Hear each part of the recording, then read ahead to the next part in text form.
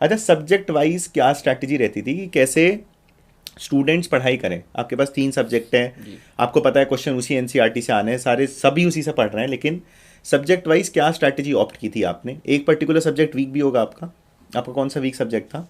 मेरे को बायोलॉजी। अच्छा, बायो नहीं समझ आता था, राइट। नहीं, समझ आता था लेकिन मेरे को पसंद पसंद नहीं था, पसंद नहीं था लेकिन आपको, अच्छा मन अच्छा। नहीं कर रहा था उसको पढ़ने का। तो सब्जेक्ट वाइज आपने बायो के लिए क्या स्ट्रैटेजी ऑप्ट की? मतलब बायो के लिए कोई स्ट्रेटेजी नहीं है, सिर्फ आपको सिर्फ एनसीईआरटी ही पढ़ना है। कितनी बार पढ़ ली होगी आपने एनसीईआरटी? 10-15 बार, अच्छा, अगर राइट। कम बोलूँ तो। अच्छा, मतलब वो तो मिनिमम था कि पढ़ी हाँ। पढ़ी थी। राइट, और फिजिक्स और केमिस्ट्री के लिए? फिजिक्स के लिए मैं मानता हूँ कि हमारा कंसेप्ट क्लैरिटी ज़्यादा इंपॉर्टेंट है हम्म। एज कम्पेयर टू हम क्वेश्चन प्रैक्टिस करने से पहले हमको कंसेप्ट क्लैरिटी होना चाहिए। तो मैं ज़्यादा क्वेश्चन इतने सॉल्व नहीं करता था जितना मैं कॉन्सेप्ट के ऊपर ध्यान देता था। राइट। तो एक बार कंसेप्ट क्लियर हो गया, उसके बाद मैं उसी टॉपिक के शॉर्ट नोट्स बनाता था अच्छा, फिजिक्स ठीक के। है। मतलब एक पेज पे जो मेजर मेजर फार्मूलाज हैं और मेजर टॉपिक मेजर लाइंस जो थ्योरी की हैं वो भी लिख लेता था। तो मैंने शॉर्ट नोट्स बनाए थे फिजिक्स के, हर चैप्टर के एक पेज में, बिल्कुल कॉन्साइज में। और मतलब एक छोटे छोटे पेज मैंने फाड़ के एक पिन अप करके एक छोटी नोटबुक से बना ली थी उसकी, अच्छा, राइट। फिजिक्स के लिए। और उसके बाद हर एग्जाम से पहले मैं उसको पढ़ के जाता था, जो जो टॉपिक्स थे, हाँ, राइट। बस वही उसी से सारा पेपर आ जाता था। फिजिक्स का मतलब हाँ। आपने ये स्ट्रैटेजी ऑप्ट की, अपने ही नोट्स बना के एक तरीके से कॉपी बना लिया आपने। और केमिस्ट्री के लिए? केमिस्ट्री में भी मतलब एक तो कॉन्सेप्ट होने जरूरी हैं, फिर कुछ टॉपिक्स ऐसे होते हैं जिसमें हमको सिर्फ एनसीईआरटी पढ़ना होता है। तो एनसीईआरटी को बार बार, जैसे इनऑर्गेनिक केमिस्ट्री है उसमें क्रैमिंग करनी होती है, तो उसकी या फिर अपने तरीके से कुछ शॉर्ट ट्रिक्स बनाना उसको याद रखने के लिए ऐसा करते थे। या राइट, फिर टीचर्स भी थोड़ा बहुत ऐसे ही बताते थे ट्रिक्स वगैरह। Right, right, right. तो यानी कि टीचर के जो पढ़ाया हुआ था उस पर काफ़ी फोकस किया आपने। हाँ। और आपकी क्या स्ट्रैटेजी थी सब्जेक्ट वाइज? कौन सा वीक सब्जेक्ट था आपका, अगर कोई था बायोलॉजी। तो? अच्छा, बायो ही था। मतलब ठीक। वीक नहीं था, लेकिन पर्सनली फिजिक्स मेरा फेवरेट था। राइट, राइट, राइट, क्योंकि उसमें कॉन्सेप्ट क्लैरिटी किया तो क्वेश्चंस आराम से बनते होंगे तो। जी। बायो के लिए स्पेसिफिकली क्या स्ट्रैटेजी ऑप्ट की आपने? बायोलॉजी के लिए मैंने स्टार्टिंग से एनसीईआरटी पढ़नी थी मेरे को बस। हम्म। बस मैंने एक बार क्या किया, जब क्लास हुई मैंने क्लास सुनी, नोट्स बनाए, एक नोट्स पढ़ लिए।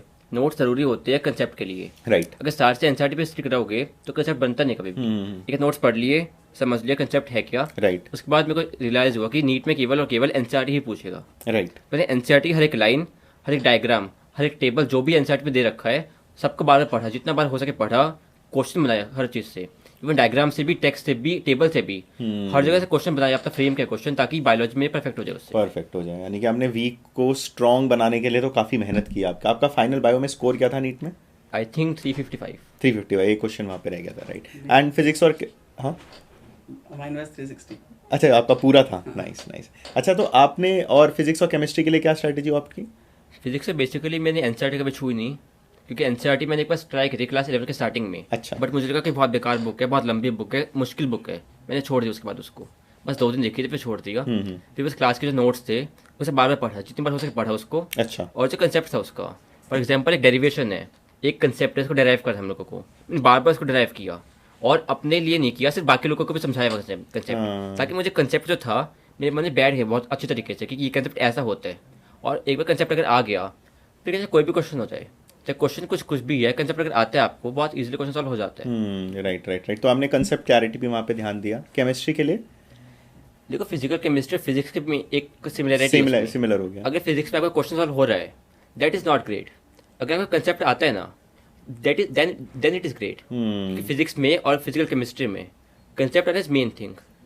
क्योंकि क्वेश्चन कोई भी सॉल्व कर लेते हैं, क्वेश्चन में कुछ होता है नीट में, बस फॉर्मूला अगर आता है आपको तो, अगर 50 क्वेश्चन है फिजिक्स के, केवल फार्मूला के बेस पे 30 क्वेश्चन सॉल्व हो जाते हैं। लेकिन राइट। कंसेप्ट अगर आता है ना, तो बाकी 20 क्वेश्चन जो है वो वहाँ से सॉल्व होते हैं।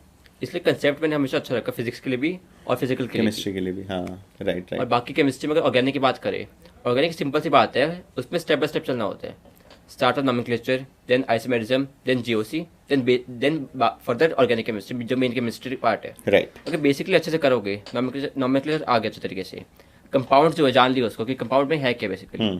फिर जीओसी पढ़ लिया, जीओसी में जो टॉपिक्स रेजोनेंस है और इंडक्टिव इफेक्ट है, अगर उसका बेसिक आ गया कि बेसिकली काम है क्या, तो जो बाकी केमिस्ट्री आएगी, एमाइंस है, अल्कोहल्स है, बहुत इजीली निकल जाते हैं वो सब भी। Right, right, right, right. तो ये स्ट्रैटेजी जो थी आपके लिए आई थिंक काफ़ी सही काम की। अब thank you for watching the entire clip.